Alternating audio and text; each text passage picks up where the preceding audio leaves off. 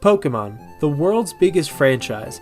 At some point or another, we have all interacted with this series, whether it's through the handheld games, movies, or old animated series, maybe even with the trading card game. And how can you not have experienced Pokémon? Somehow this franchise became the worldwide phenomenon that everybody knows about. Even the most boomer people that you can think of have at least heard of it. Even a Pokémon Day too, because the franchise is big enough to warrant its own day of celebrations, new announcements, and reveals. The thing that's cool about a franchise like this is that you can tell how old somebody is by their favorite generation, which in my case is Generation 3. If you still can't tell how old I am, I was part of the first year of Generation Z, so there's your hint. Anyways, I want to talk about the beauty of early generation Pokemon because to this day, there's no experience quite like it. Even when you compare the early generation games to the recent releases, the newer games are good, but they are different from the older titles in my opinion. So what exactly makes the early generation titles so great?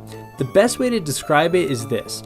Pokemon's early generation titles give me the same feeling I get when I read a good book or dive into a big streaming series. It is a big investment of your time, but if you're truly willing to commit to it, the payoff is incredible. Pokemon's early generation titles are like that, but let's break it down a little more. It starts with one advantage that every young franchise has that eventually fades away: simplicity. Pokemon in those days was still a younger franchise, so any and all innovations or improvements seemed like game changers. Take for example Double Battles, which were introduced in Generation 3. Double Battles added such a unique dynamic to battling. Having to manage two different Pokemon and strategize good combos against other trainers is an amazing idea. It also happens to be a really simple one. Or getting to the point where you can finally get that free bike and traverse around the region and even do time challenges on the bike only lanes, that was amazing. That's what I'm talking about. Back then, any little mechanic that was introduced felt like a big deal, even though looking back, it feels pretty small. And this simplicity extends beyond the game's mechanics too. The music, for example, was also simple. Catchy, basic sounds that felt like an homage to the SNES and Genesis era, with each town having a unique theme to it. I think the music was so simple and good, you could probably close your eyes and guess what town you were in based off of the music alone. And even the Pokemon designs were simple. Some of those early generation designs became so memorable and iconic, they rivaled even Goku and his Super Saiyan form. I mean, everybody knows Pikachu.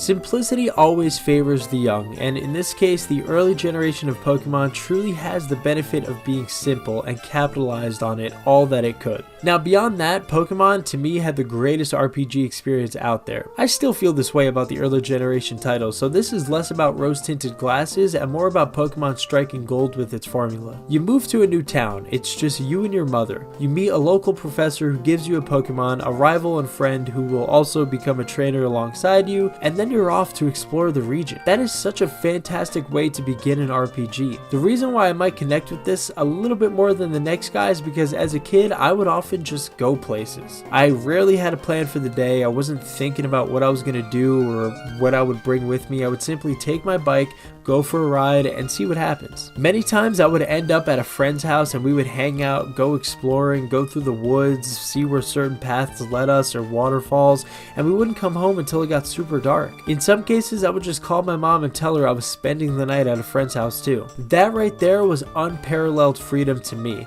I was literally going with the wind, and most days were bringing on something totally new or different. Pokemon's early generation games captured that exact feeling and freedom and put it into the game. Once you get past the intro of getting the Pokemon, you're off. You travel the entire region, meeting new characters, collecting different Pokemon, and battling nearly anybody that you come across. By the time you're done exploring the entire region, you can fly back to the areas you visited before, and that's where I tend to get sentimental. Flying back to where it all started feels like an experience because I'd been gone for so long. Flying back to past towns and gyms, remembering how difficult it was to get that badge and where I am now, it's a little tear-jerky, I'm not gonna lie, but that's all part of the true Pokemon experience. It's really like reading a good book or watching a long series and then revisiting where it all began. Honestly, it felt like having this grand adventure in your pocket. And to me, that's really crazy because these games were in your pocket. They were part of the Game Boy, and the Game Boy is by far one of the most accessible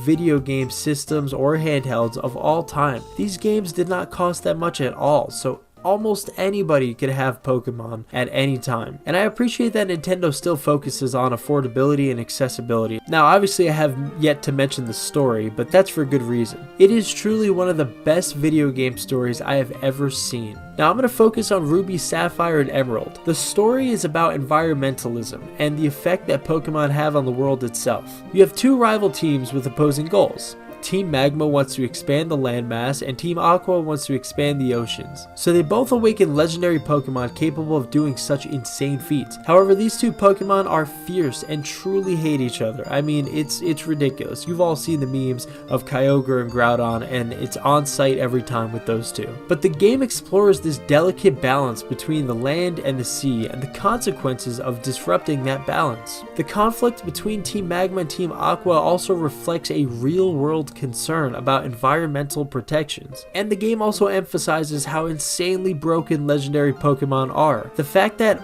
any one of these Pokemon can completely disrupt the entire world is crazy. And seeing them battle for the first time is honestly kind of chills. I mean, you see them going head to head. The actual battle isn't anything crazy, they just keep bumping into each other in game. But once you know the backstory and everything that got to that point, it's actually pretty crazy. Like that moment leading up to Kyogre and Groudon just duking it out. You see that there's a drought going on, or there's tons of rain falling, way more than usual. It is just so cool. To me, this story is the greatest Pokemon story of all time. I mean, if I had to pick a story about Pokemon that I wanted to tell, I think this is the one that I would choose. A story about how Pokemon can affect the world around you and the environment and nature. It's ingenious. It's like, it makes so much sense, and yet I can't believe they actually did it. And they did it in the best way possible. That is the beauty of early generation Pokemon.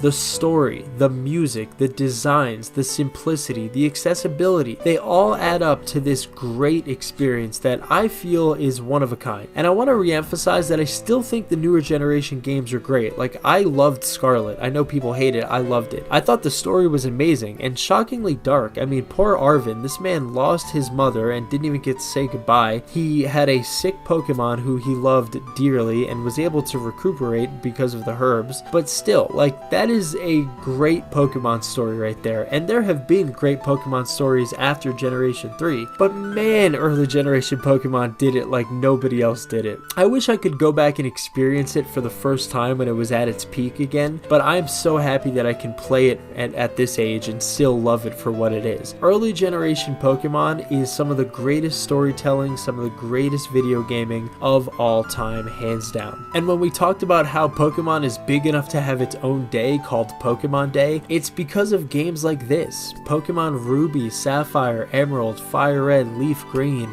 Gold, and Silver.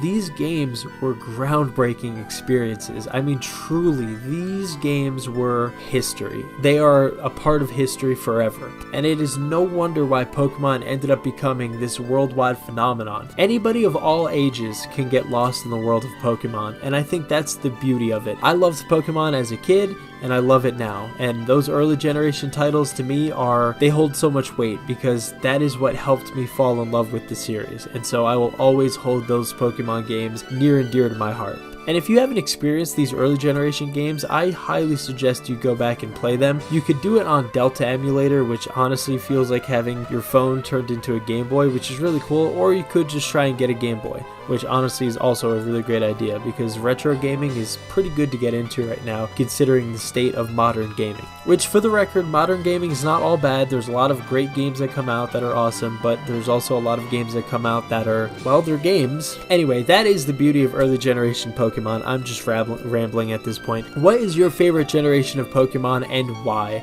Let me know in the comment section down below, and thank you for checking out this video. I hope to see you all on the next one, but until then, peace.